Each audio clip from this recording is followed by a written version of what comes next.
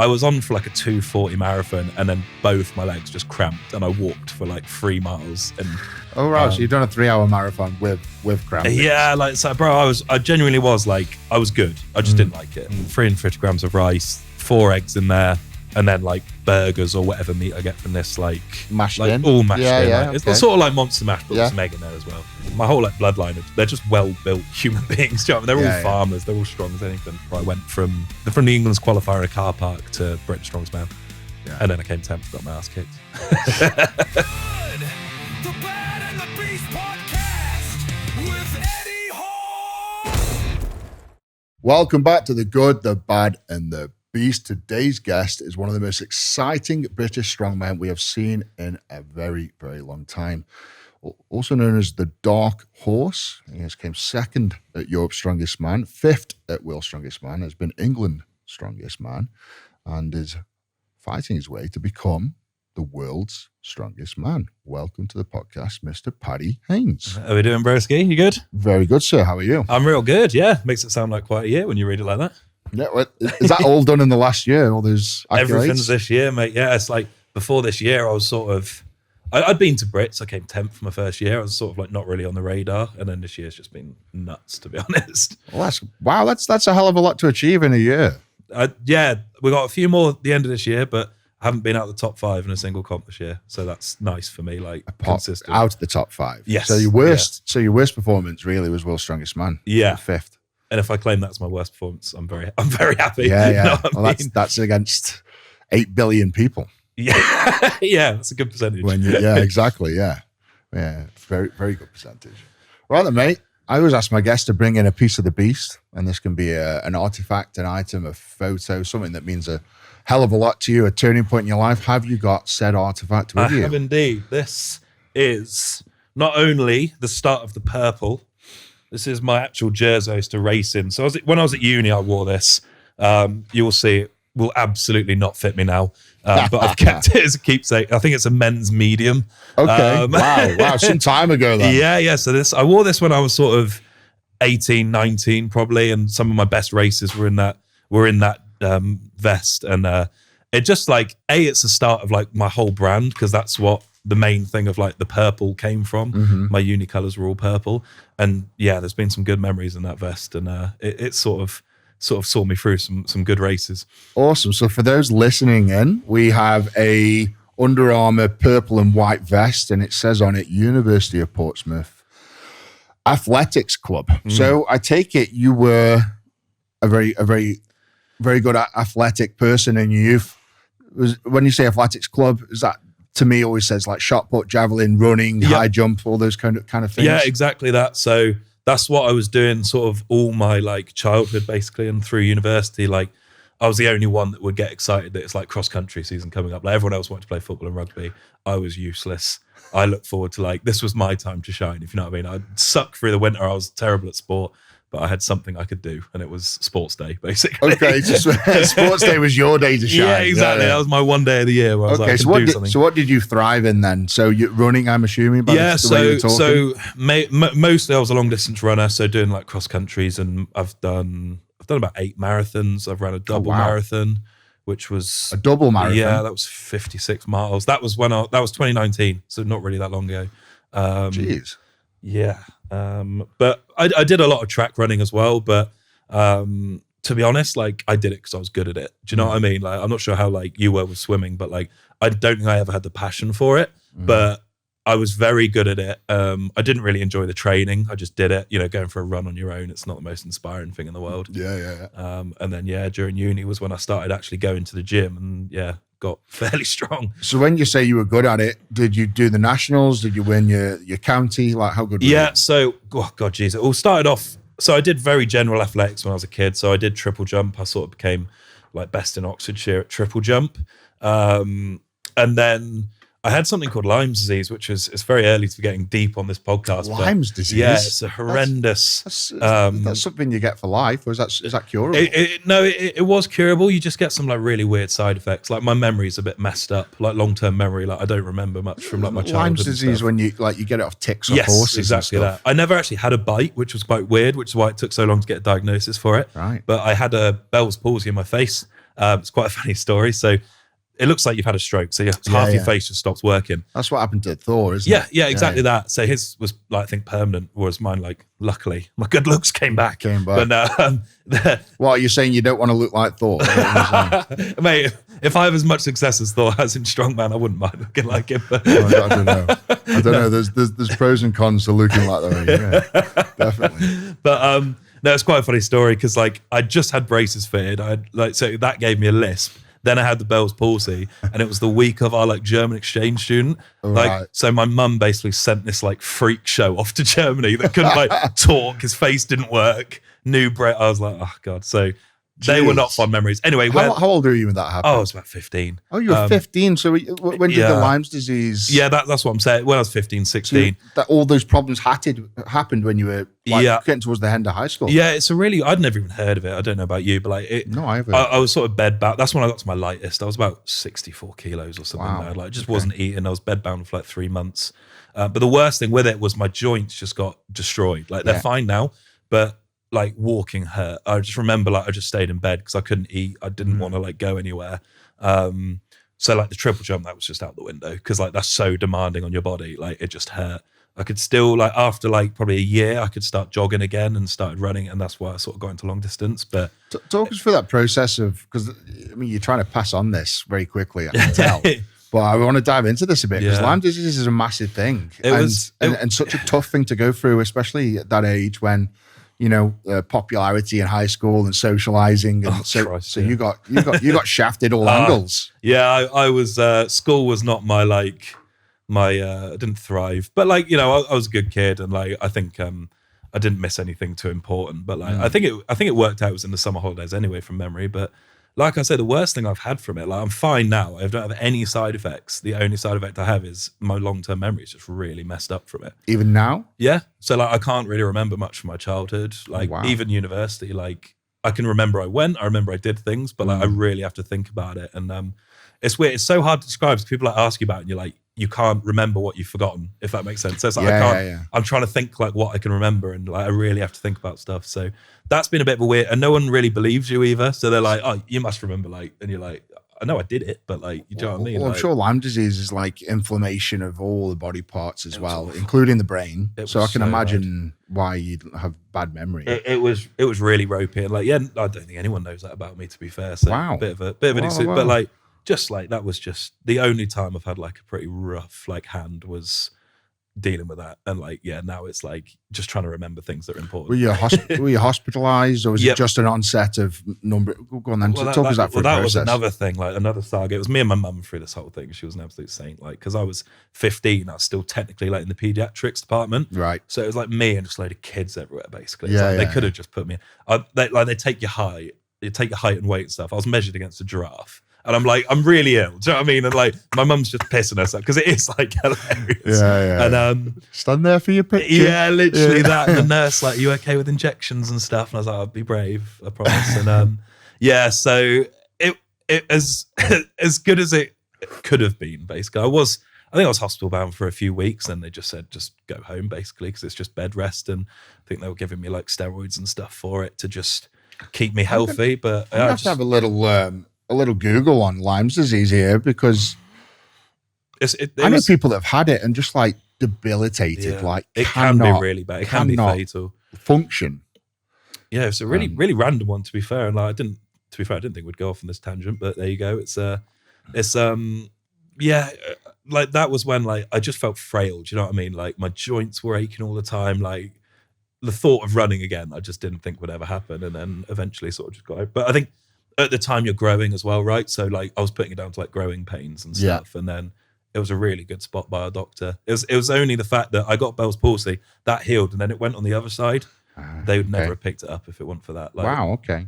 Random. So some of the untreated problems would be joint arthritis pain, especially in the knees, which I suppose didn't help with your running. No.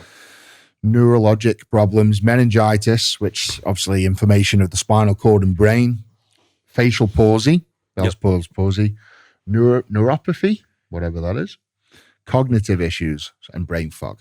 Health issues, Lyme carditis, which is heart block and palpitations, and then chronic rashes in some cases. So like by the sounds of them, I got off pretty light because like I am fine now. Like I don't want any of this to be like I'm frail. Like I've never felt better. Yeah, But so it's cured by antibiotics. So you're just on a good course of antibiotics and you're on your way.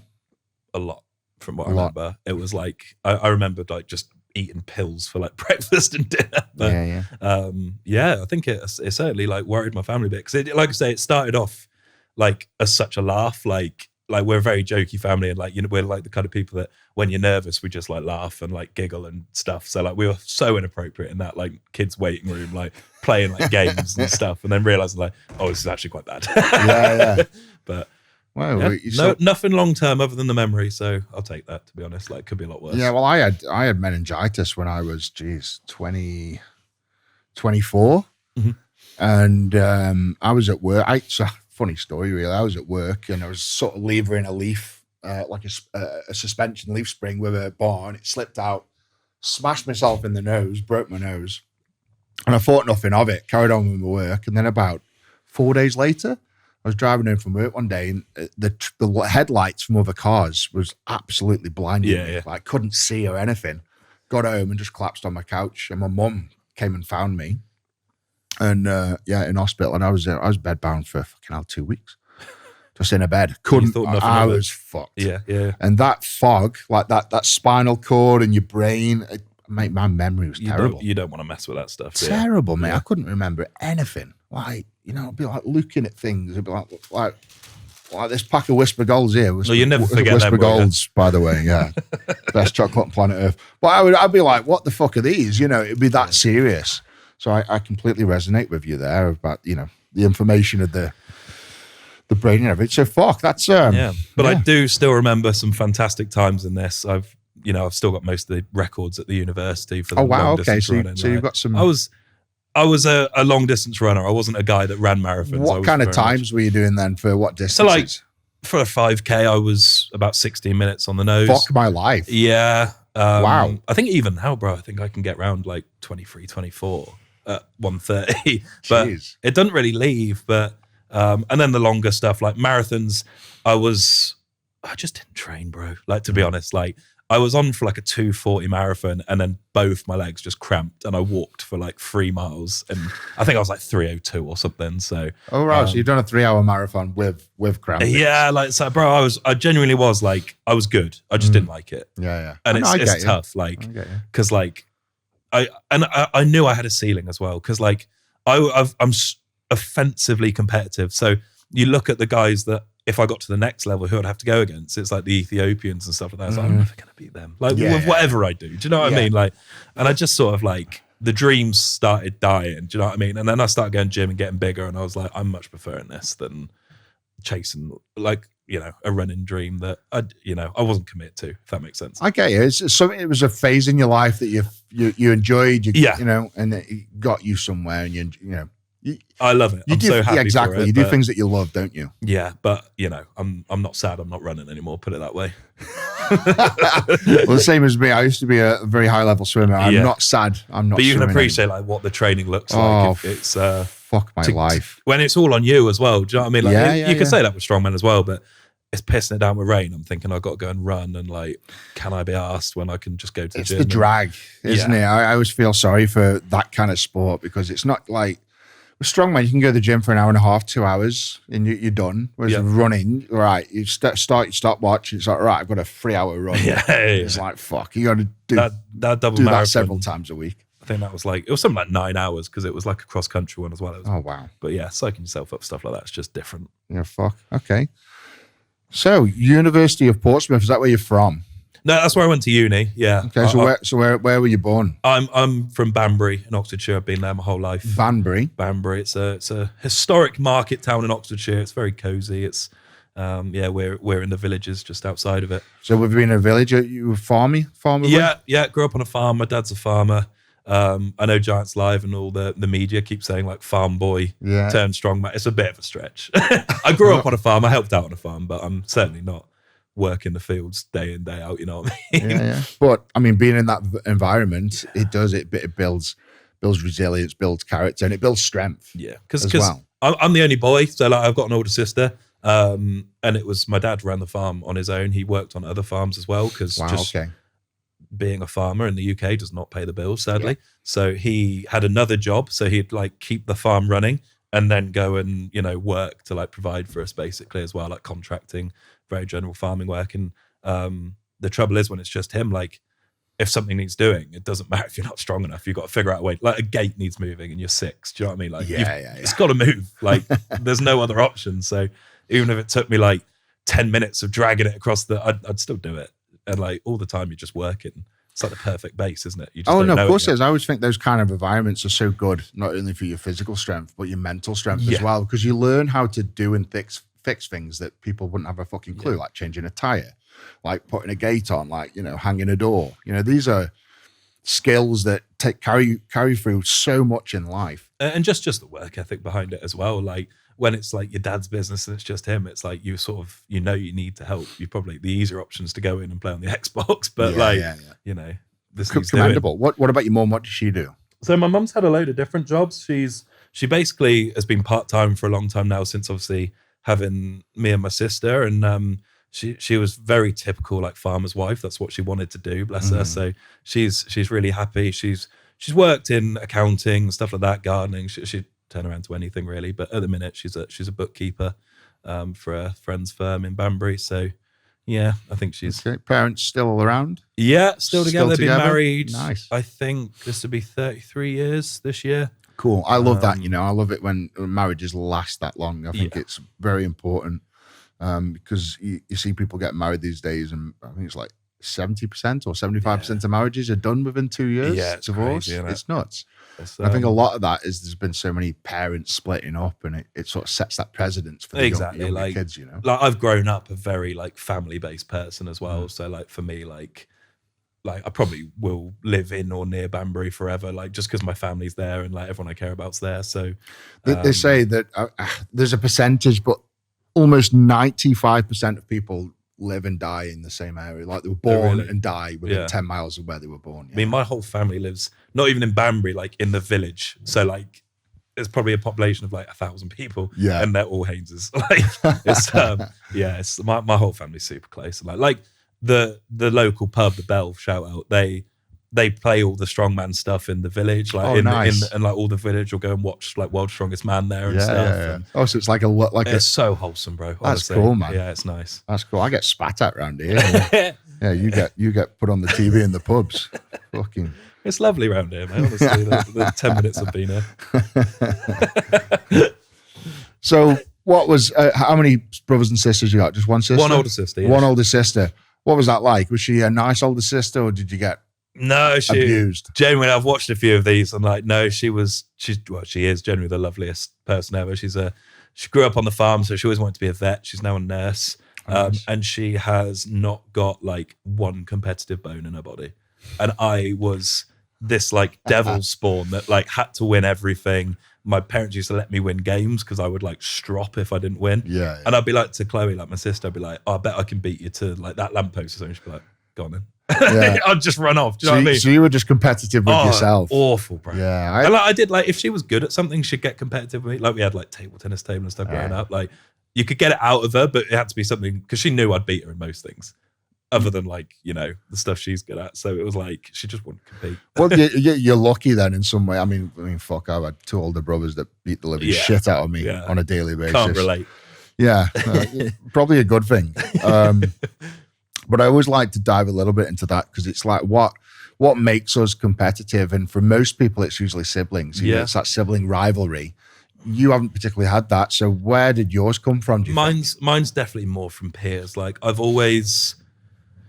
I guess with the running stuff as well, like I always wanted to be the best at it, and it would like annoy me. Like I don't know if you know, like with Strava's, like so like you track your runs and stuff on it, and they have like segments. So in your city, like if you're the fastest person to run down this road, it will tell everyone there's a leaderboard, and like, I'll get a notification on my phone says like one of my segments have been beaten. I will put my trainers on and I'll go and run like 10 times down that road to make sure I do, and like stuff like that. But like at at uni, like I was the president of the club. I was the first ever second year to be president because I was like, I knew what I wanted to do with it, and like, I was the best long distance runner there at that time. So it was very much like, I just have to compete. I can't describe it. I So don't know where it's come your from. competitive nature just comes from your inner.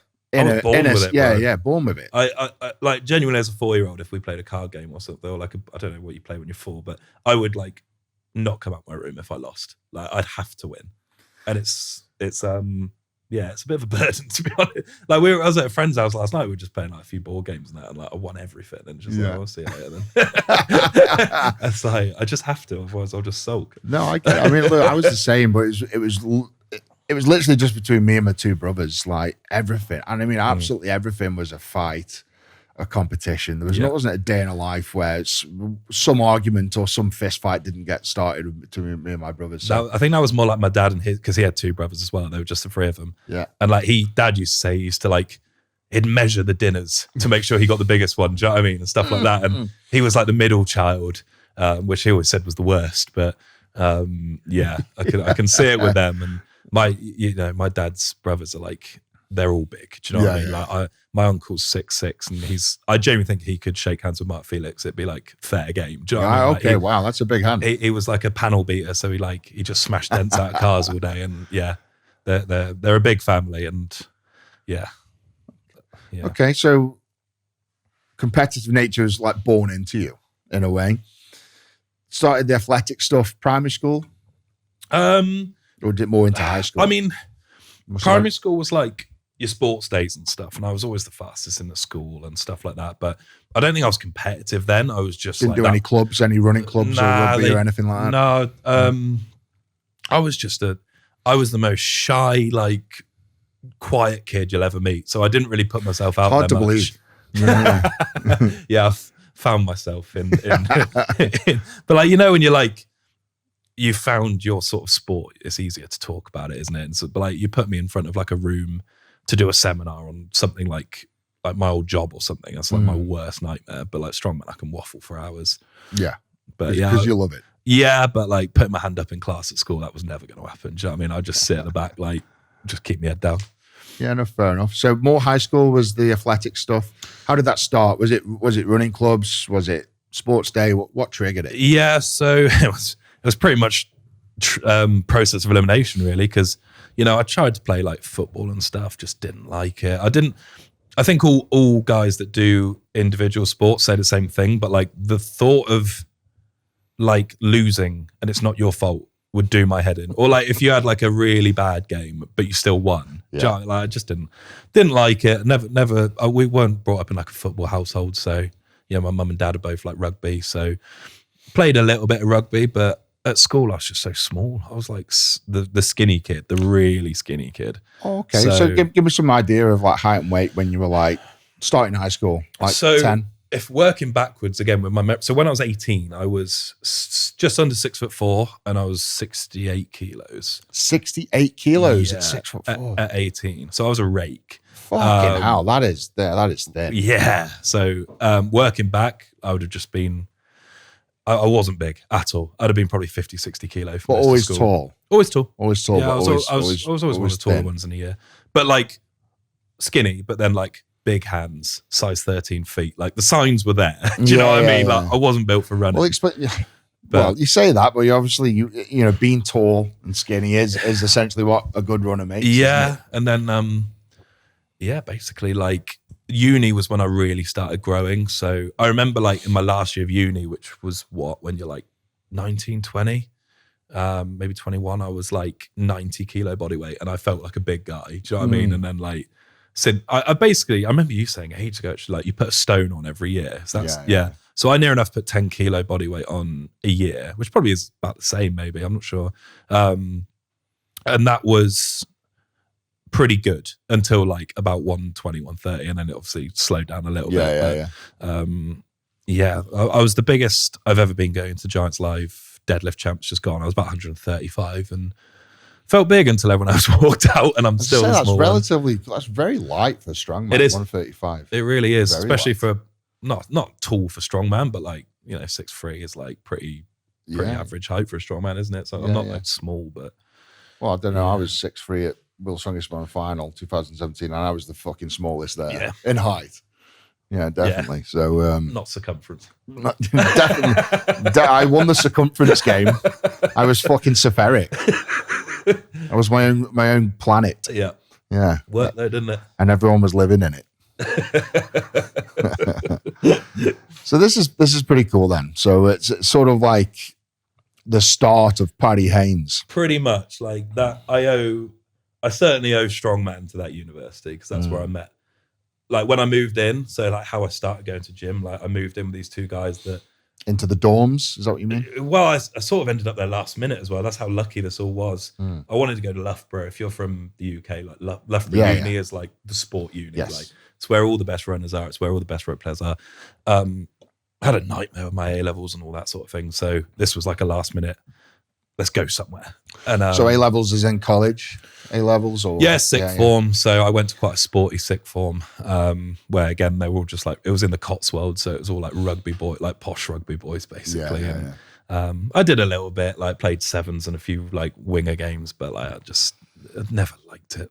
I suppose did you have the attitude when you finish high school, you lose that energy and you just wanted to float through and I mean, I've always been like a smart like kid, and like I was sort of academic, but like all my mates would like study for their exams like mad, and like, I couldn't. I think like I've definitely got ADHD tendencies, so like I just can't focus on stuff, and like I just sort of winged everything. That's good to touch on. So I mean, ADHD is a big factor for people that are good at sport and many successful people. So talk us through that ADHD. Why do you think you've got so that? Obviously this is like, I don't want to like piss anyone off. I've not been diagnosed, anything like that, but I'm just horrendous at sitting still. I'm horrendous at like focusing on something. Like at any one time I will have 10 jobs open. Do you know what I mean? Like things I need to do. Yeah. And like Daisy, my partner, will just be like, take this one off, then take this one off. And I'm just working on like all these things that I think need doing. And I think mainly just finding it hard to focus. And what was your behavior like? Were you tough at school? Like were you always getting told off? Well, then this is a sort of leading into that. It's like, if it was a lesson I was interested in, I'd be like the good kid, very quiet, very like, I wouldn't necessarily concentrate. I'd be thinking of other stuff. I'd be thinking about anything and everything, but I'd be quiet. And if it was a like subject I didn't like, I'd be a dick. Such as what? I remember like we had to do a language. So I had to learn French, German. German, And my sister was like, she was the first person they'd given an A star to in 3 years or something. Okay. So that we had the same teacher, and he was like, oh, he's obviously going to be like unreal at this. And I fucking hated that. I was like, I'm not going to be like her, so I'm just going to be a dick in this lesson. And I'd get like moved around and taken out. But like, I just knew I was never going to need to speak German, bro. Like, it's like, why am I learning? I'm wasting my time. No, I get you. So there's definitely ADHD tendencies there. I think so. Yeah, I'm not too like, it's not like extreme or anything like that. I don't want to like sound like a pity parade. It's just like, you don't need a diagnosis to know that your brain, can't concentrate. Yeah. I definitely had it when I was younger. And there is such a thing as growing out of it. Like, you can use measures to sort of subdue it and control it. And one of the number one things for rectifying and remedying ADHD is sport. Is actually going to the, going for runs, going for the gym, doing all these things. That is the best remedy for it. Like when people like ask you like, how are you so motivated to go? Like, I can't think what I would do if I wasn't in the gym. Do you know what I mean? You have like, to keep moving. It's my routine, and like I'd be unbearable if I didn't train. Like, has there been any points in your life where you've not trained and it's sort of put you in a So yeah, when I was bedbound by Lyme disease, I don't really remember any of that, to be honest. Like I just remember I was at home with my parents, like just sad, like just not in a good place. But I don't really remember any of that because that was very fresh off of like, the memory loss, like just wiped everything then. So I don't have any times that were like really bad. I tried to take some time off like recently. The only time I've like struggled was after World's Strongest Man. Because like I went in and like exceeded what I thought I would do, and just came back and I was like, shit, like that was what this whole year has been building to, and it's like now we're just another day. And like the worst thing, I think the only reason it was Worlds and not another comp is the way it works with the TVs and stuff. Like you've got nothing to show for it until December. Do you know what I mean? Like I just want to tell people because I'm like very impulsive, very like, and it's just like, I did really well, but I can't show you. Do you know what I mean? Like, you'll have to wait till Christmas. But Yeah. I resonate with you there as well. I think, you go through these massive highs and lows with sport, strongman especially, because I suppose you put all this amazing amounts of hard work in the training, and the only sort of acknowledgement you get is from a competition. It doesn't matter what you do in the gym. Yeah, you can train, you can be the strongest guy in the gym, be the strongest guy in the world. As if you don't put it on the platform, it doesn't matter. Yeah. And this is the thing, you train all year, you go and do these competitions, and you get these little highs, you get the second places and the fifth places at Worlds and everything else. And then 2 days later, you're back home and you're putting your dishes in the dishwasher, you're doing your clothes, you got to go back earning your keep. Yep. And that's a hard thing to take as a professional athlete, is because you want to keep at that top level. Yeah. 100%. You want to stay that relevance, that presence. And I'm afraid that's just not how sport works. That's generally the only time I've experienced there. Like, normally, like, I think because all the other, like, that's the pinnacle, isn't it? Like, it may not, Worlds has its issues, but it's still the pinnacle of this sport, right? Yeah. So I think just because the whole year was building to that, and like, it was my first time going as well, so I was just so excited. And then it's like, you get home after the flight and everything, you're like, oh geez, I better like do some work. And like, it is mad. Like, I've never had that before. So that was like, I knew it was a thing because I've like watched like, I think Noel Wilson talking about it from the Olympics and stuff. And like, I've certainly like knew it was a thing, but one of the worst bouts of depression I've ever experienced was when I won the World's Strongest Man. Yeah. One of the worst, because, I had this huge high, like on top of the world, felt absolutely invincible, the pinnacle. And then say 2 days later, you're back and it's, you still got to pay your mortgage. You still got to change your kids' nappies. You still got to do the dishes. And that is, you think everything's going to change. You think that high, you think that euphoria is going to stay there forever. Just last, It doesn't. It lasts, 48 hours. And I guess that for crash you, is like, horrible. For you openly said that's what you want to achieve in life. Like, and you literally did it. And it was like, fuck, what now? Like, that's everything. That's essentially it. And for me, it was like, it's almost like a little bit of a curse. It's like chasing that dream keeps you active, keeps you busy, keeps you pushing forward. And then when you actually get it, it's like, what next? But that's like with everything though, isn't it? It Like, is. at the minute, I'm like, we're like refurbing a house. And it's like, I swear, like, and building my gym, like all that stuff, the process of doing it is so fun. And I think that's genuinely better than the final like product. Like you've had a whole life off of this and it's been, and then it just culminates in one day and it's like, oh shit, what now? Yeah. That's always going to be a problem. Always going to be a problem. What is, so what's strongman to you at the minute? You got into it at what age? So I was 23 when I did my first competition. And were you still at university then? No, that was back from uni. I was still running all through uni. So like last year, my last proper race was probably 2019. That's when I did the double marathon. 2019, so only 5-6 years ago. Yeah, so 2020 I did my first comp, which was like UK's strongest junior. Okay. And I was only just young enough to do it. Is that Glenn Ross's show, Yes, is it? it was, yes. We love Glenn Ross. He's still running the UK Ultimate He Strongman, is, is yeah, he? literally. I compete. I only did the heat stages. Like I pulled my shoulder in the heat stages, so I didn't continue. It was because of one of Glenn's magical events. It was very serious, so I did the Giants Live comp the week after instead. Right. I thought better to rest Yeah. But yes, there's some events I agree with and some events I don't agree with, and if a comp I think just looks stupid or like dangerous, I'm not going to do it. Do you know what I mean? Like, but that was one of your first shows. Was the UK Strongest UK Junior. Strongest Junior was amazing, bro. Actually, I remember I was 100 kilo on the nose, so I was again not big. And what's junior? 124, isn't it? It is under 23, but you can be 23 if Yeah, no, some weird it is. It's stuff. under 24. Oh, okay, fine. Yeah. So yeah, did that. I ended up coming third, and I was like a rake still. I was like lean, but like Jack Osborne was there. If you know Jack, yeah, big log presser. because there was a max log as the first yeah. event. I just got the opener, which was 120. Yeah. And it, honest to God, went on for about 3 hours because I think Jack pressed like 186 or So something. it just kept going up at like 2 10 kilo Yeah, increments. bro, it was so long. So I was just sat there like, is this strong? And then I can't remember the events. There was 3 events that were all moving events, and then there was a farmer's hold with straps. You like to do a hold with straps. And I didn't use straps because I'm a freaking savage, and I won that event. You still won it without straps? Yeah. Wow. Oh no, I think I was first or second. Again, I can't remember. I said I did pretty well in it. I think Yeah, I might have come second. I think, but yeah, there's still there's basically me and Jack are the only ones left in that field that are still doing strongman, which is quite funny. Like one by one, they've sort of like dropped off, but yeah, it's weird. Realize how brutal it is. And like, to be honest, like, yeah, like in every pool of strongmen, you're only going to get a few that obviously make it or get through. And I think Terry said to me, like, it's much easier to make an athletic person strong than make a strong, big person athletic. 100%. And I'm a big believer in this with my background with the swimming.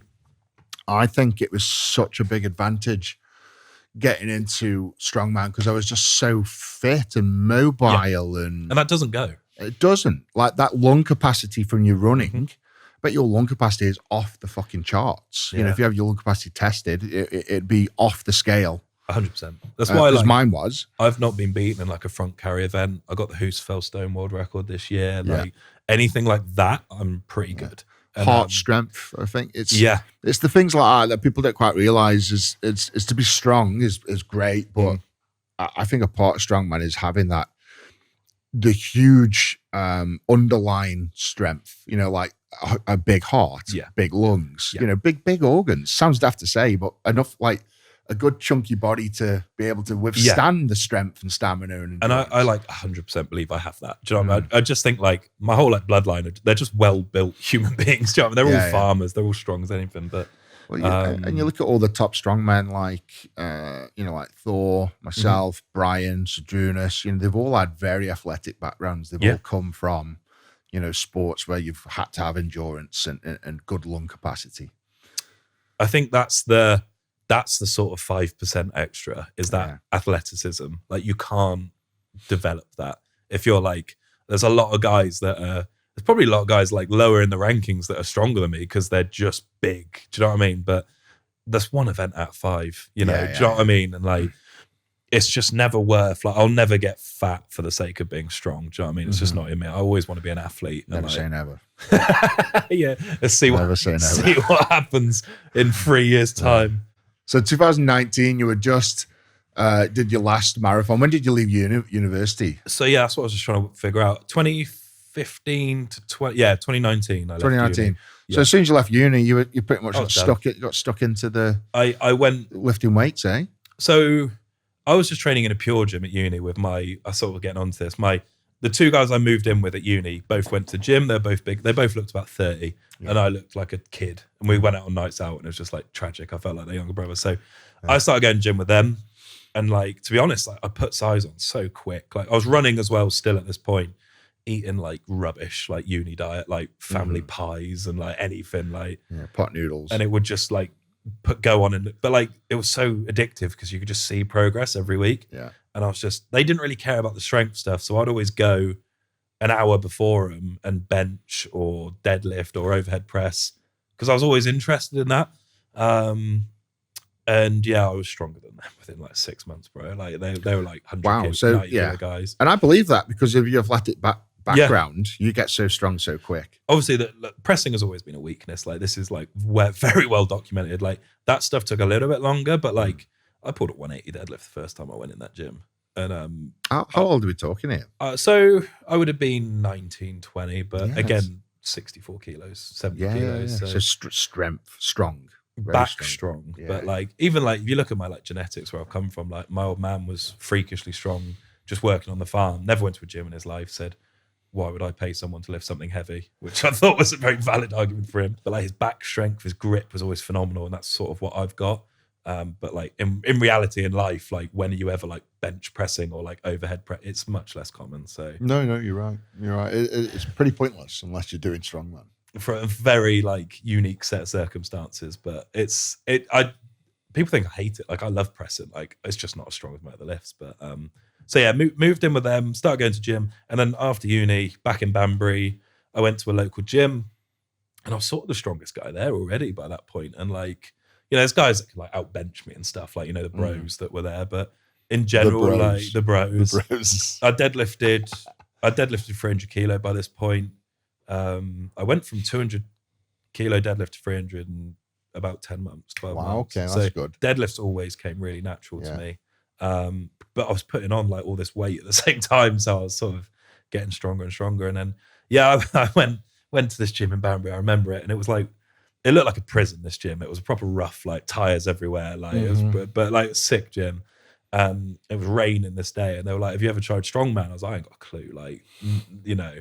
And they're like, "I'll go talk to Steve." I was like, "Oh, great, where is he?" Thinking he like worked there. So they just pointed out in the car park in the rain, and there's this guy like running around with a sandbag in the car park. I'm like, "Oh, That sounds about right. yeah." So I went and spoke to Steve, who still competes in the Masters now, but and yeah, he sort of took me under his wing, and I started training with him. Nice, man. And they're Nice. real cool. So first comp was UK Strongest Juniors. Yeah. Have you done any more Ultimate Strongman stuff? Yeah, literally. I On the did. UKs? I stuck with Ultimates. I've sort of with parted ways now, because I was meant to do England's this year for him, but it's right in between two other comps. And I just said to you earlier, like, I do not agree with the events at all. Yeah, like yeah. bar bending, Yeah, tire yeah. flip. It's I think there's with Glenn. I think Glenn Ross runs a good show in the sense of the UK Strongest Man title is a good title to have, and I think it's a really good stepping stone. Yeah. I mean, geez, I won it 6 times Yeah. in a row, and I honestly think if I hadn't have won UK Strongest Man, I wouldn't have been picked to go and do a Giants Live and then World Strongest Man. So it's like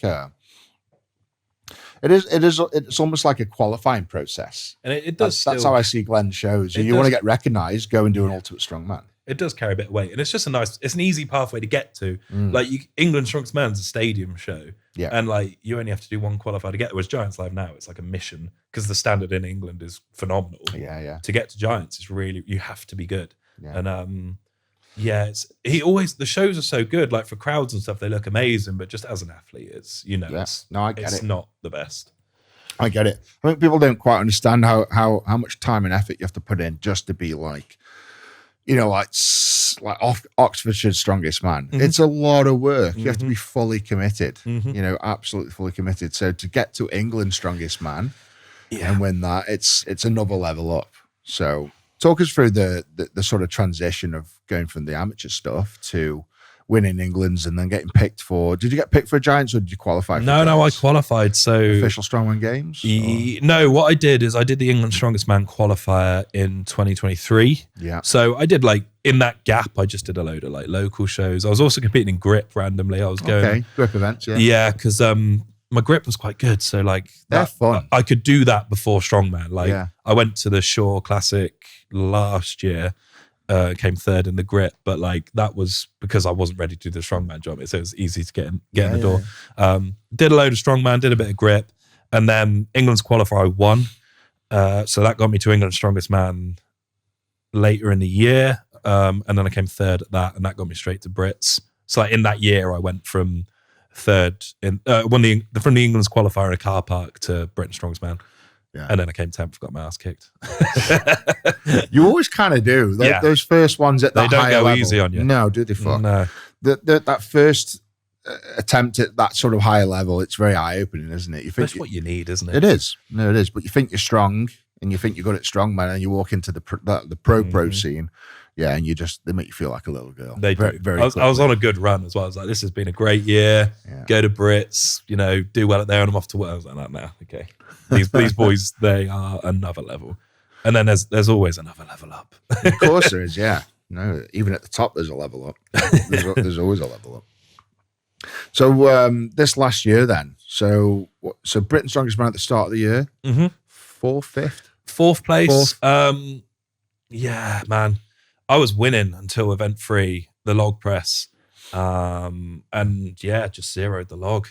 And then I won the stones after it as well. So like without that, like I came 4th with zeroing an event in a 5-event show. Like that's pretty decent. Like just that stung. That really stung. I was half a point off 3rd as well. Oh wow! So you're quite close. So what if you'd have got 1 rep on that log? If I'd have been 0.06 faster on the farm, stuff like that was how I missed out on Worlds. Yeah. So like I was like really pissed off with myself. Like not like Giants or anything. Like it's my own fault. If I'd have got a rep on the log, I think I'd have been 2nd.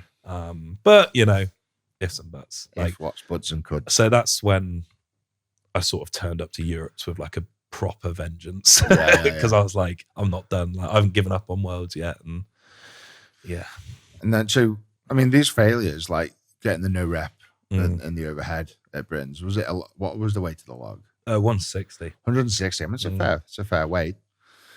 So that makes you go away and train it even harder and work on your weaknesses. Literally. In the gym now, I'm sort of tripling 160. Done 170 since then. And it like so even here we go. Less than 12 months later, you're doing it for triples now. Yeah, I just need to do it in comp Yeah. because it was always a little bit different, isn't it? But it's funny because people are like, if you could log press, like you'd be a phenomenal strongman. It's like, oh fucking fun. Like, let me write this down. Like, I'm gonna start. I knew I was doing something wrong. Let me add that to my number plan. So we've just worked it so hard, like genuinely, like obsessively, and that's what I think I've been quite good at that. Like my whole career, like if I fuck something up, I will like. I'm relentless on it. Like farmers, I've been messing up a bit this year, and like since then, I've been like to my coach, like we're doing it like every week now, like until I can not mess this up. Because you get to a point like I was training for every event, and now it's like I've got events that I can sort of rely on. Like my stones are good, my carries are good. Like give them a little bit less focus and just work on bringing everything else up. And that's the key. There. 4th at Brits, 2nd at Europe's, and then we did World's Strongest Man in Sacramento. Yes, sir. 5th place. Yeah. Were you shocked? Were you do you know, like, expecting that? What was the consensus on that? Because I truly think I had like a right death group as well at Worlds. So like I had Mitch, Matt Ragg, Bryce Johnson and Wes. So like those guys are they're fucking legit badasses, all of them. Wes came 5th last year. Yeah. Obviously Mitch was that the year he won it? The year before? Year before was second. So like I was like, this seems like a shaft. Like Matt Ragg's phenomenal. And came out of that group in second, only like a point off Mitch. So like really pushed him in the heats as well. So I knew there was a chance I could qualify. I would never go if I didn't think like I can do well. But I just executed so well. Like, even the press medley, like for me, like I did really well.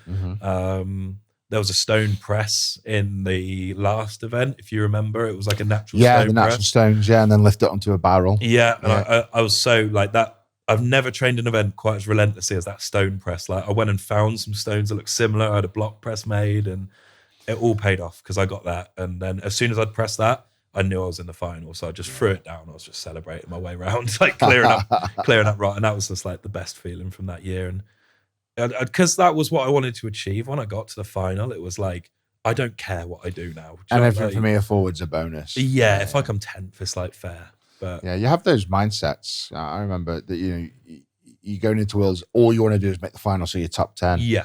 And then from there, it's like the pressure's off. And I always think you perform better. I think I do. When the pressure's off like that. But it also makes the pressure harder for next year. Oh, man. So for next year, you've got to be fifth. That's the mindset. Otherwise, it's I don't want to it's a massive failure. So it's like, if I don't come on the podium next year, I'll be pissed off.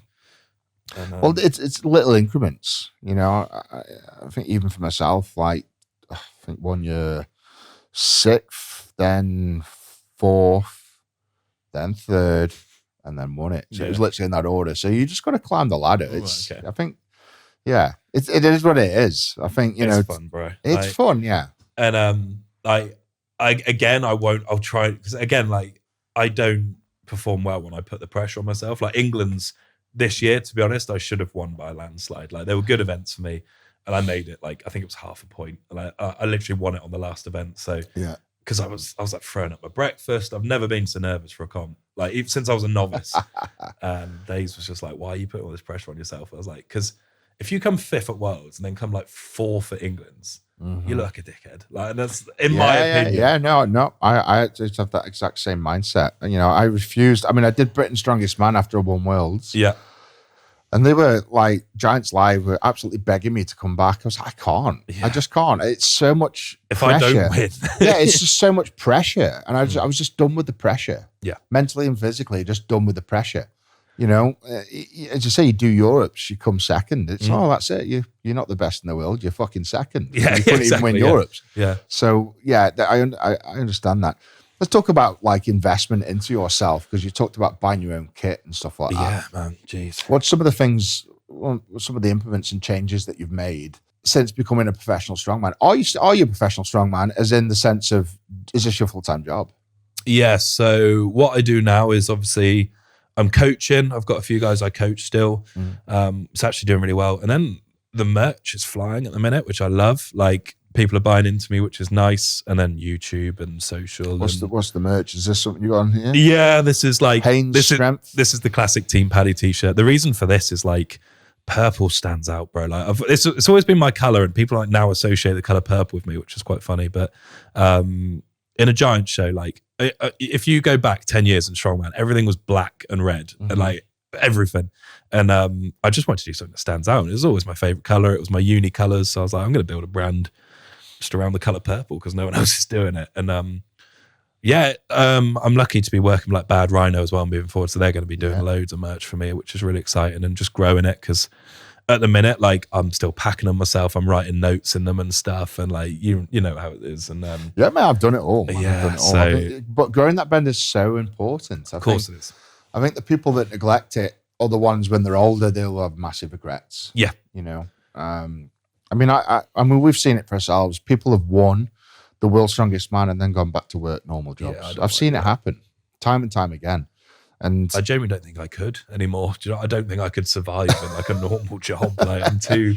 Well, this is what this is for, man. Yeah. You gotta create that brand, put that stance in now, and build it up. So you're a full-time strongman. You survive through your coaching and your merchandise. They're keeping you alive, which is great to hear. Where can they buy these t-shirts and stuff from? So at the minute, it's all Haynes Strength merch is where all my stuff is. HaynesStrengthMerch.com. Yeah, there we go. Bless so you. Give that a click and go show your support. And then investment into yourself. So in essence, you've been doing strongman less than 5 years. Yeah, pretty much. All the training you've done, what big changes have you made in terms of recovery and investment into yourself, like buying kit and physio? And yeah. such So things? like I sort of hinted at, like my dad was very generous to give us like basically a shed.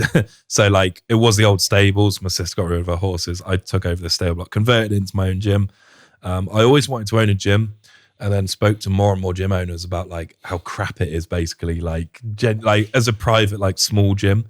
And I was like, I'm just going to create this unit for like me and my clients and like best mates. And geez, man, I wouldn't want to add up how much money I've spent in there. Like it's considerate. And so got the gym, and then at the minute we're still at the farm, living there short term while we're doing up this house. But in terms of like recovery for me, I keep it fairly simple because I'm very active. Like I don't sit still. So take the dogs out for the walk. As much as I can after every meal. We've got a hot tub. I don't do hot cold. Tried it for a bit, just wasn't for me, bro. To be honest, like I found like. In what way? Do you not think it's beneficial, or is it just too hard to do? No, I don't think it's too. I will.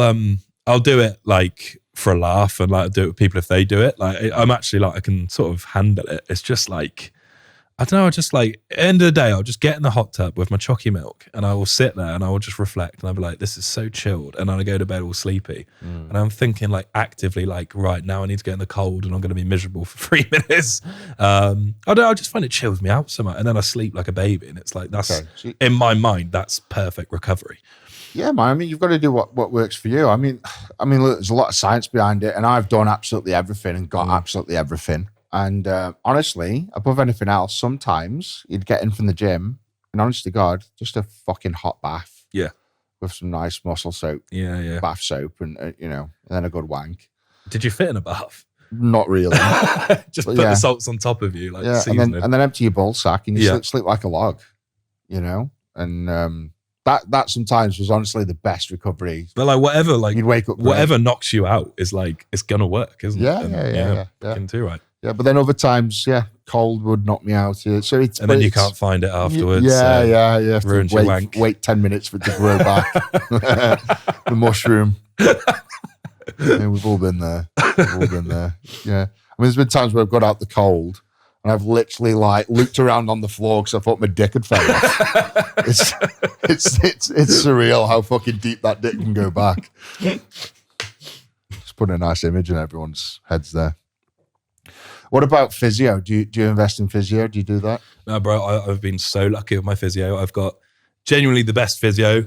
He's 20 minutes away from me, and he's sponsored me since since I did my first England Strongest Man, which was 21. Oh, wow. Sponsored us and does your treatments for free. I see him You every jammy week. motherfucker. I'm a jammy motherfucker. You are jammy, but He's- my fucking physio. I'm going to give him a shout, actually.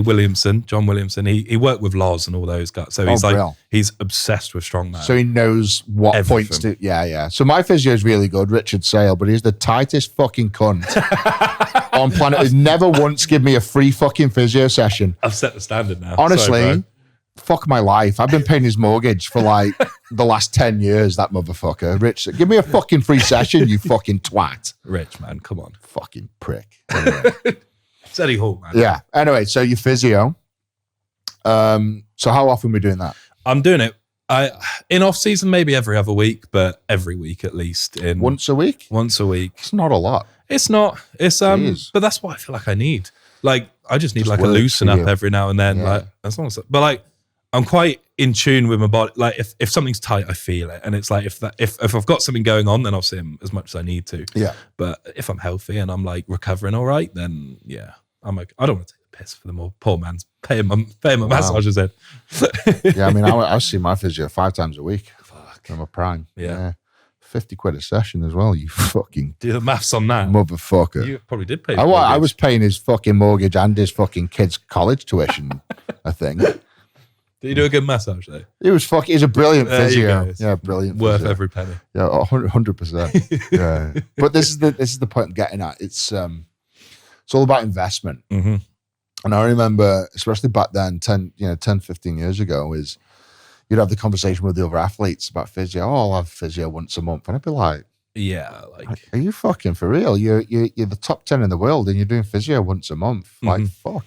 And you have these conversations of like, yeah, I'm spending, 250, 300 pound a week on physio. And they look at you like you're mental. you're fucking nuts. Yeah. And I'm like, well, it's reinvestment. That's 300 pound a week. I'm investing into my body, into my sport, and I will get it back hopefully Well, like one day. an easy change I've made, like with food, mate, is like I was, like we grew up poor, so like we didn't have like all like loads of money. We were sheep farmers, so I ate lamb like most of the time. Yeah. But like more recently, it's like I'll do my food shop, get my meat from there. I've just started working with like a local farm, like butchers type vibe, so they're sort of supplying all my meat now. And that has been a game changer as well. Like knowing all the meat has like come from that farm, like Yes. 10 minutes down the road from me. Yeah. It's a huge People think there upgrade. isn't a big difference between like organic meat and supermarket. There fucking is. Well, this is the trouble Jeez. with the state of farming in the UK is like you can buy lamb from Tesco cheaper and it's come from New Zealand or some shit, vacuum sealed, Yeah. flown thousands of miles, than a farmer can sell it to the, you know what I mean? Like how can it be cheaper than buying it from Farmer Fred down the village? Like, but Yeah. It's all the Yeah, mass. it's They've got the fucked land up. out there, aren't they? It's But- all the mass produce. yeah, that's it. Mass And it's produced just stuff. like wherever you can, just support farmers, man. They got it rough. Yeah. No one. They really do. So you're investing more into your diet. What's your diet like? So up to Worlds, it was pretty. Talk me through a breakfast, lunch, dinner, and snacks. So- Talk me through a day. So I'm not a big eater. This is my like biggest failing in strongman. I eat a lot during the day, but like an eating competition's like I'm fucked. Do you know what I mean? Like So we've got Battle of the Beasts. yeah, I know. Malta, and one of the events I'm is fucked. eat as much as you can. I'm gonna be no, that's a bad attitude, Paddy. we need an attitude. I'm going to fucking eat everyone under the table here. Yeah, So it's going to be lots of red meat. just to yeah. make you I mean that's the best like I could ask. and for, there to be is honest. such a thing as practicing on the food that you're eating. Just to give you a tip. Right, okay. Just a little But I mean, insight. I hung out with a competitive eater from Finland the other day. Like, isn't actually a mate of mine, but he said like they drink like loads of water to stretch their stomach, right? Yeah. He drank 12 liters of water in like 2 minutes. Like, Wow. how is that possible? And then just threw it up. I was like, why are you doing this? But like he'd Yeah. worked up to it. But I was like, Yeah. Jesse, no. you're a freak, man. Like, Yeah. So I've done a bit of that. I had my own TV show, Eddie Eats yeah. America, and I used to have to drink. So 2 hours before, I would neck 5 liters of water yeah, to the point where you just, you know what I mean? Like you'd stop just before you throw up, yeah, and your stomach would be out here, and you couldn't eat or drink another anything. yeah, And then 2 hours later, it's basically it flushes your stomach, stretches your stomach, and then flushes everything out. yeah. So once it's all flushed out, and then you're 2 hours later, you're sort of ready for your eating. It's tough though. Oh no, I That necking 5 liters sounds easy. It's horrible. Horrible. water's like, yeah, nah, no chance. So back to the original question. I'll do eggs in the morning, so like eggs and toast and How many eggs? spinach. 6 eggs. 6 eggs, yeah. Yeah, so a reasonable dose for a man of my stature. Yeah. After that, I'd normally do like a shake because like I rely on liquid calories quite a lot. So, you know, classic like peanut butter, freaking honey, protein, oats, all of it like in there. That sounds nice. So that would be that. I've got I call it egg fried rice, but that's a big stretch. So it's like 350 grams of rice, 4 eggs in there, and then like burgers or whatever meat I get from this, like Mashed like in? all mashed Yeah, in. yeah, Like, okay. It's sort of like monster mash, but Yeah. with some egg in there as well. Yeah, nice. And I'll put like chicken broth over it to make it like super sloppy, so I can just eat it, Yeah. eat it quick. Then I'd normally train. I'd have like squares, bars, bananas, muffins, anything like that. That's like easy for me to eat. During your training? Yeah, pre and during. Yeah, Okay. maybe like a carb drink as well. You have Like, Rice Krispie squares. they're goated, aren't they, man? Like all the bros. Yeah, all the bros. The bros eating the Rice You Krispies can't do a squares. heavy bench press without having a Rice Krispie square and throwing the wrapper Oh, on. that's so And you've good, got you've got to throw the wrapper on the floor. Yeah, and then you got like sticky fingers Uh-huh. on. Yeah, Yeah. that's the one. Yeah. Then I'd have a shake post training. Dinner would be something like spaghetti bolognese, mince and rice, something like that. Yeah. Like very just like good food. And then I'd do like a yogurt bowl, which is just yogurt, chia seeds, sunflower seeds, honey, maybe some protein powder in there, and then I'll do a litre of chocolate milk before bed. Nice. You like your That's chocolate me. milk? Dangerously so. What kind? Is it a special brand? you like? I think the Marks and Spencer's. Yeah, Marks and Spencer's. that's some rich stuff. Though. That's That's not nice. a daily. That's I a fucking couldn't good do that one. every day. Do you know, like an underdog is actually Lidl's chocolate milk is like Lidl really good. chocolate milk. It's like 80p, but it's filth. But there's some bad ones out there. It's probably 50% cardboard. Yeah, I'm doing Lidl a dirty here. It's not. I'm Do just taking the disrespect piss. Lidl. Yeah, Lidl's great. Okay. Yeah, man. I'm not fussy, but I think that's between like 6,000-7,000 calories, something like that for the day. And what we do is if I need to eat more, we'll just add another like one of them mass gainer shakes like in the afternoon. And So bulk it out with the liquids. I always used to do that. Is bulk out with it. You want to put weight on liquids. Is the way. that was like classic day up to Worlds. We were doing like frozen pizzas in the evening, like stuff like that. Like just get it on. And weight comes off me so quick. Like if I stop training, I'll just shrink. I'll go back to a bean pole. So I don't really care about getting too big, knowing that I can get back down. But putting weight on for me is a mission. It's really hard. Well, I mean, you say that. I used to find putting weight on really hard up until I was probably, I'm going to say 24. And then I found the magic sauce of like just eating cheesecake. It was like 70% clean I knew eating. it was going to be 70% clean eating, 30% cheesecake. That is the trick to strength. Yeah. Trust me. No, legit. Like the only reason I would get a dessert at a pub, like, is if there's cheesecake. Like, it's the only dessert worth having. Cheesecake life. Cheesecake is I'm life. with you The Marks and Spencer's do a Basque cheesecake in the frozen section. Yeah. Have that, defrost it, double milk. Fucking honestly, best thing. The best thing on planet Earth. Big claim. It I'm is. going to get something. In fact, Brian Shaw backed me up on this. So Brian Shaw, Wow. Brian Shaw's a cheesecake connoisseur. Yeah. that And man's even put he some was food away. like, that's the best cheesecake I've ever had. Really? Yeah. All right. Okay. Marks and Spencer's Basque cheesecake. You got a commission code? No, I'm just trying to get a sponsor.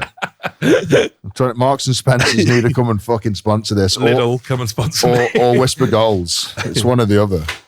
Marks and Spencer's or Whisper Golds. Do you think you spent more on physio or Whisper Golds in your time? Fuck me. At one point it was pretty even. Fuck my life.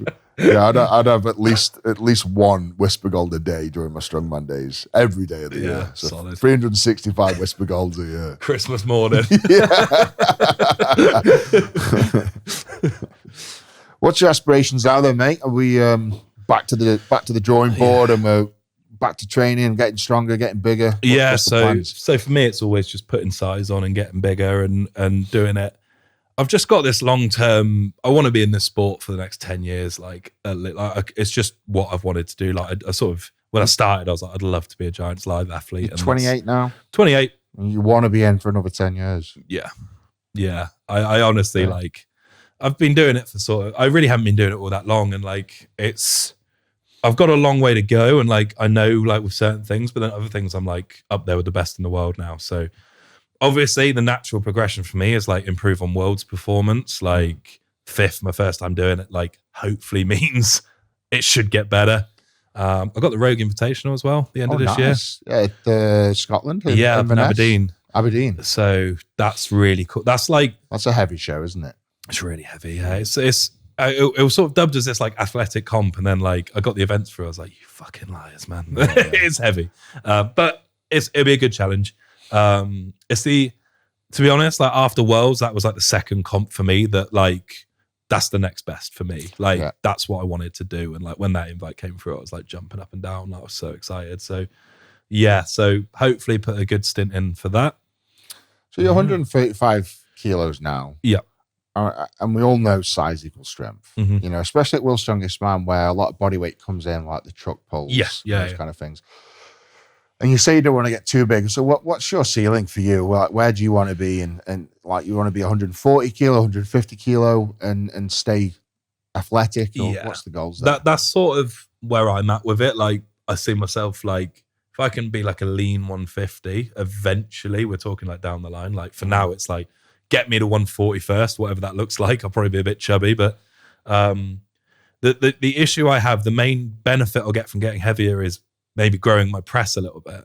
Yeah. But then it's like, if I stop winning sandbag loading, shield carry, like stuff like that, like you've got to balance the point. And like, that's what we use this comp as like a bit of a, like I didn't train any sandbag, any fitness stuff. I was just like, let's just get as big as I can. Yeah. And I won the sandbag by 4 seconds. And I thought I'd lose it. Do you know what I mean? But it's still sort of there. So I think if you're good at those sort of events, I mean, it doesn't really matter what size you put on. You'll always be good at those sort of events. I think your running ability and your endurance, athletic background will carry you those events forward forever, in my opinion. So that's. I found. Look, I mean, I was at my peak. I was 196 kilo, and people play me down, but I was very good at the moving events. Yeah. And the Conan's wheel, I was really good. I was always sort of top 3 even in the medleys and stuff. And I mean, the only time I did really bad was that I flopped my fingers and did bad in the frame the year before, but my fucking grip right at the end was superior. Bro, do you know as good as Brian's? How many people say like you were limited because your grip was bad? And it's like you had such a good just because I broke my hand on one event. There's also a video I remember. Do you remember you and Brian went to Commando Temple and tried to that Millennium dumbbell? Yes. And he just suitcase deadlifted. Yeah. And then like you didn't do it, and everyone like. All the fucking idiots online, like, oh, Eddie can't do a Thomas Inch dumbbell. It's like, I've seen you like row a Thomas Inch. I know, yeah. They just don't understand. It's like, oh, Eddie's grip was shit. And you're like, my grip was fucking great. Eddie's grip was good. Yeah, so I guess what I'm saying is like, that you can be as big and heavy, as strong as you want. And that athletic ability will always be there, man. Yeah. So pile it on. I want to see, I want to see fucking Paddy Ross in 2 years' time. Still winning sandbag loads, 220 kilo, storming past. Yeah, no, definitely. It is. That's the next thing. I got a nutritionist. I got a coach, and it's like we're very much like I want to win Brits next year. Like that's the goal. Win Britons. Yeah. Because like the year I've had, and it sounds daft, but winning Britons is pretty much like winning Europe's. It's just such a hard accolade. I did better in Europe's than Brits. Do you know what I mean? It shouldn't be like that, but. Especially if Big Tommy comes back. I want to push that, man, because I love Tommy. He's a freaking legend. And the Stoltmans. Yeah. And who's your nemesis? Have you got one in the sport? Have you got someone that's like similar age that's like that motherfucker? Nemesis is a stretch, but like Flynn, I've gone against Andy Flynn probably more than anyone, and me and him have like pipped each other so many times. Back and forth. If I had to pick someone like historically, definitely Flynn. Okay. And then like I don't know, like all the British guys, I just want to beat. Do you know what I mean? I don't know what it is. Like me and Gav have competed a few times. Like they tried to build a bit of beef with us, and it's like you can't dislike Gav. He's lovely, and he's such a sound guy. Yeah. So I don't think. As well, actually, Andre Foy too. Me and him have had a good like rock because we are like the complete opposite ends of the spectrum of like strongman. Like he's got the strongest shoulders going. Like and I got him at Worlds and Europe's, but like till then I hadn't beaten him. So like me and him have had some really good rivalries. And And then as well, I guess like Kane Francis as well. Basically the upcoming English guys, like we're just all like trying to get in that door. And Yeah. I think like before me and Thor fell out, like I said for years before, he's like my nemesis. Mhm. You know, it's like I knew it was going to be me and him, neck and neck, and because we're the same age. I mean, he was around at Worlds for years as well. Yeah. Well, I could just, I could see myself catching up, and I knew it was going to come to that. So, is there anyone in that respect that you think is going to have some good battles with in the future? Someone's going to keep up with you. And... Again, probably Foy to it in that respect, but I do like. I want to be the guy that pushes Tom in the British scene, because at the minute I think he is just that step ahead of everyone else. Like the man's stones and like this shoulder power just doesn't make sense for how tall he is. So, but that is from a place of admiration and love. Like I think he's just the best guy ever, and he's a great role model. And I would love to like just be the guy to push him, basically, because I do think like we've had such a good year this year for me. And like next year, like I need it to be better, because that's progress and I don't want to go backwards. So for me, that looks like minimum a podium at Brits, but hopefully a win at Brits and, win Europes and do all this. So some big ones. Yeah, I want to take some more heads. Yeah. But Tommy, until technically Tom was the only person I hadn't beaten this year. If you count, like at Worlds, you're in different groups to people, right? So it's a little hard to say, but in terms of, people I've gone up against, like I haven't beaten Tom. This is the thing, man. I mean, like Europe's strongest man, you look at Europe's, who's missing out of Europe's strongest man that's at Worlds? I mean, you've got Mitchell Hooper and Evan, you'd argue. Yeah. Two, 3 guys, maybe. Trey Mitchell, The Americans are like, at the minute, America are like, you give them a show like Smo or the Arnold where it's heavy. Yeah. They're pretty good. They're hard to beat. But like Worlds, like, I can run rings around most of them. It depends. It just depends on events in this game, doesn't it? But I think the standard in England is definitely, or Britain is better than America at the minute, in my opinion. No, it is. No, you can see that. You can see that. I don't say it's just been like, that's been a debate as long as strongman's been going on, hasn't it? Like, what do you think about the future of strongman? Because we're from 2 totally different eras. Like, I'm from an era where big, heavy as possible, be as big and heavy as you can to move as much weight as you can. I'm from that era. And the era now is coming more athletic. Yeah. It's definitely becoming lighter. You can see that. Mm-hmm. Where do you see the future of strongman going? Do you know, like, I think it's just going to keep going up and down in waves, to be honest. Like, your era, I think, is the era that people remember when you think strongman. Like, you, Thor, Brian, and Z, like, in the same generation is, like, just class. Like, it's unbelievable. Like, that was so good to watch, like, and always will be. And I think now we have different shows. They're just going to keep doing their own thing. Like, Brian's going to keep making his show heavy. There's no way Brian Shaw's going to be like, I'm going to make it lighter this year. And I'm going to make it... Brian, if Brian continues, that is, there's a big question mark on that. And I hope he does, because the sport needs it. And I think the only good thing is like I say, the mixture of events and promoters can do what they want. Like Brits last year, they put a 400 kilo deadlift in for reps. Like it's not light. Do you know what I mean? Like the sport is still heavy, but it's ezy for people to be like, oh, it's the world's fastest man. Or this is a stat. So there's only 4,000 people on the planet that can deadlift over 300 kilo. Wow. That's a you forget though, don't you, when you're like surrounded by them. And this is the thing, you're in this circle of people that are fucking super strong. You just don't realize how special you are. Well, that's why I was buzzing. Like with the 1,000 pound just gone, like that for me, like I knew like that's an elite number now. Like, do you know what I mean? Like, I mean, how many people in the world can deadlift 1,000 pounds? Probably 10. I have no idea. I don't think it's that many. I'd say 20, but God knows. Try and find out for me, Sam. A bit of chat GPT. I bet it's because there was a year in Giants where I think like 6 or 7 of them did it in one night. Yeah, I think the good thing is though, all the people that deadlifted 1,000 pounds are all in strongman. Yeah. And big shame to you powerlifters out there. Yeah, wrong sport. Come on, get better. Get better. Get better. I find it fascinating when you start breaking down all these facts and figures. Is it 95% of the population can't do a pull-up? Fantastic. Yeah. I know. Again, I'm not sure if I'm meant to say, but like we went, like did a bit with the RAF for like some Giants Live like event, and there was a guy saying like the people that fail these like medicals, and like they're not difficult. Like level 3 on the bleep test someone went out on. Yeah, Like, yeah. bro, like you've got time to put your shoes on and do it. Do you know what I mean? Like, this shouldn't be a thing, but yeah, I don't think there's that many of us, which is nice. And like the annoying thing at the deadlift champs was that everyone was breaking all these records, like the Welsh record when the New Zealand record was going to go. And I'm thinking like, that dick put the English record so far out of reach. Like, we're playing for second now. Like, Yeah. because next year I want to see if I could do like 475 or something, and then it'd be like I'd be the second heaviest deadlift in England. Yeah. Because I think Bish and Hicksy have both done 470. Right, okay. I think so. The deadlift's a fun one. I mean, Thor's just done 510. Made it look quite easy as well. Mad, yeah. Yeah, it was fair really play cool. to him. Yeah, God only knows where it's going to go, but like, I mean, he can just put it out of reach for years. I think if he wants to. Here we go. So, Andy Bolton was the first to officially pull over 1,000 pounds in 2006. Wow. I mean, that's come a long way. I was 9. Yeah. Jeez. That's come a long way since then, hasn't it?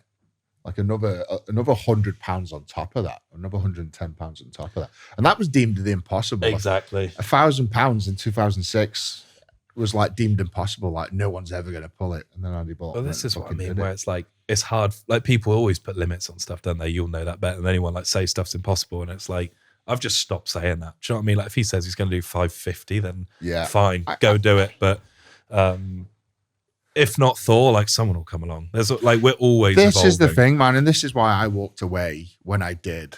It was so like, if anyone's naive enough to sit there and say I couldn't have deadlifted more than 500 kilo, you're fucking joking yourself. Exactly. Like, we all know I could have. A year later, at Will's 2017, I was just so much fucking stronger. And that's when you did like what most people call like the best deadlift ever anyway, in that like the final of Worlds. Yeah, the 472 kilo on a stiff bar Like after 13 events, stood up with it like I stood up with a chair. This is the thing though, right? It's like you've got to draw a line in the sand somewhere and walk away. And that was my draw a line in the sand moment and walking away. And Thor's come on and done 510. He's probably got like 530, maybe a little bit more in there. Looks like he's got some good weight in there. But someone, like I say, like even that 20, 30, 40 years from now will be doing way more than that. You just don't know. Even that Raoul came out of nowhere and like he's pulled 480. Yeah, that was crazy. Like 25. Yeah, so, never heard of him until the Giants Live. I saw the lift on Instagram, and I, like you see so many videos like that, don't you? And you're Yeah, like, is yeah, this yeah. legit? Like, Yeah, I've got yeah. no idea. And then like he came and like, yeah, he didn't have the best day, but then the man's been given 2 weeks to prep and fly across the world. So he did sick, and still pulled 1,000. So like, that's not bad going, is it? Let's be No, it honest. isn't. Did he get like 480 or 470 He to went his for knees? 480, and got it like near enough his knees, basically. Yeah.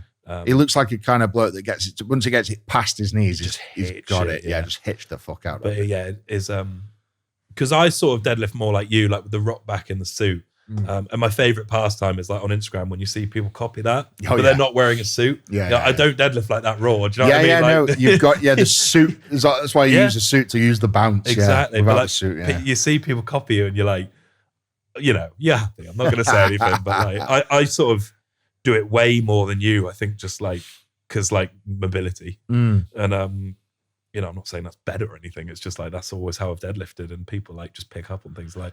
That must be why he can pull that, because he can do that. I mean, like, fuck me, Paddy. Honestly, 10 years ago, you'd walk into a hardcore gym and every single fucker would have a mohawk and a beard. I'm not fucking. I am not fucking shitting you. Yeah. It was like the Tribal tattoos. Honestly, mate. Every fucking gym would have like 5 guys with a mohawk and a beard trying to be a strongman. Yeah. Everywhere you fucking went. So yeah, I think it's flattery is the best form of. But like copying is the best form of flattery. Because when I started, I was watching like Jerry, Brian, how they deadlifted, and I copied that as a 70 kilo man. Yeah, just it just doesn't work. Start. I was like, nah, this ain't it. It just doesn't work. Yeah, who knows? What about the axle and log press world record? What do you think of them? So Mitchell did the axle world record 218 with that ridiculous split jerk he does. Fair play. Yeah. And then I and Bibby with the 230. Was it 230 or 231 now? Do you know? I don't know. I think it's 230. I think it's 230. I struggle with records being broken that aren't like when we have people specializing just for one thing, that takes away from it a little bit for me. I don't know if that's a bit controversial, but like Zadrunas pressing 227 on a shit log in the middle of like wherever it was, Botswana or something. Yeah.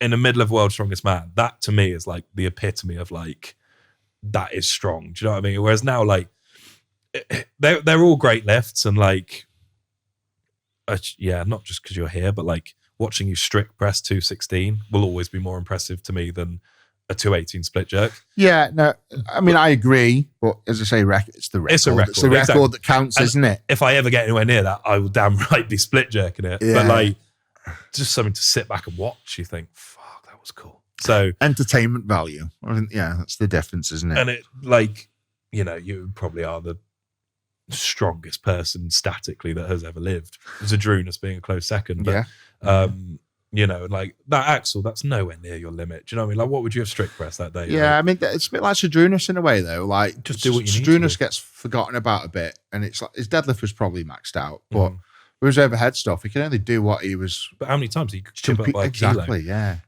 We could comfortably say Zadrunas probably got to press 240. Yeah. Do you know what I mean? If he was pushed and pushed and pushed, he But just I had like that ability to come and do it every other week. That is what strongman is, though, just being good at everything and not Yeah. like just specializing on one thing. And I'm going to be the guy that breaks this record. Like, I've never really cared Well, here's about one for records. you. I am the only strongman to ever hold the overhead world record and the deadlift world record at the same time. Yeah, and I think you probably will be forever, That's what. unless a freak. But that's the point along. you're making, is like having that diversity Yeah. to not just be strong at one thing, Because but to be good at everything. And it doesn't matter. Do you know what I mean? Like, fair enough, you broke the record. You get paid for it, whatever. Like, you get some clout. But if you can't win a show, like, what's the point? Yeah. Like, Zadrunas could have had every world record. He already had about 40 or something, didn't he? But like, he could have had every world record if he wanted it. Yeah, But it's like the 500 kilo deadlift. I honestly think it'd be fucking worthless if I hadn't won the world's strongest man. yeah, I think the two combined make Yeah. great, great storytelling. Yeah. One on its own, it's a bit.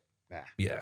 But like even like with the Atlas stone, for example, like Brian in his prime should have loaded like a 300 kilo stone. Yeah. Like 100%. Yeah, Like, yeah. I know he had like a 280 or something that he just practiced on, but he just never needed to, did he? Because it was always like a 200 was the max. And it's like, Yeah, this is a shame, man. It's missed I remember opportunities. a guy called Terry Todd said to me once, when I won the world's strongest man, it's like, yeah, you might have won the title, but you'll never be the world's strongest man. And I'm like, what the fuck do you mean? I won the title. I was like, well, you think about all those freaks out there, like the Samoans, and got these guys living in the jungle that are like 6'10", Yeah, fucking 500 pounds in body weight. So the real world's strongest man hasn't been discovered.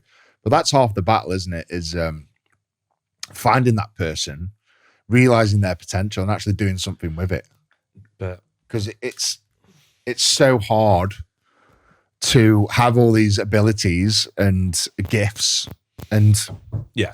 Put But them there'll into be action. there'll be so many people, like you see it all the time, like even at like the lower levels, but like they've got the genetic potential, but their head's just not right for it. Do you know what I mean? Yeah, Like for yeah. success, or for they'll lose their heads like after one event or something like that. It's like you need to be like crazy strong and have that potential, but then also have the mind to do it and the want to do it. Yeah. Like some people will just be like the strongest guy in the gym, but they're happy doing that. Do you know what I Yeah, mean? yeah, Like yeah. they don't want to go and do a comp, but it's like you're such a waste of potential, man. No, it is a waste. Right, Paddy, thank you very much, mate. You've been a pleasure to chat to, and it's quite interesting listening to your story, mate. And fair play to you. You've achieved quite a lot. Just getting warmed up, And bro. you can see that.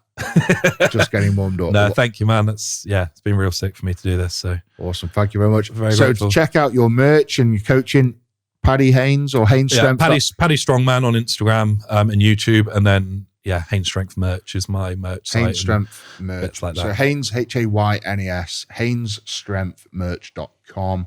Go and show your support. Go follow him on Instagram. Paddy Haynes on Instagram, was it? Paddy Strongman. Paddy Strongman, Yeah. sorry. All right, go and show your love and support for Mr. Paddy Haynes. He's been an absolute pleasure. Thank you very much, sir. Legend. Thank bro. you. Appreciate it. No, appreciate you. Right then, guys, that is a wrap for this week's episode. Mr. Paddy Haynes, from humble beginnings on a little farm in Oxfordshire to becoming on his way to becoming the world's strongest man. I'm excited to see what he does, and I think it's going to be great things coming his way. Don't forget to check out the other episodes of The Good, The Bad, and The Beast. And I'll see you next time. Big love. Take care.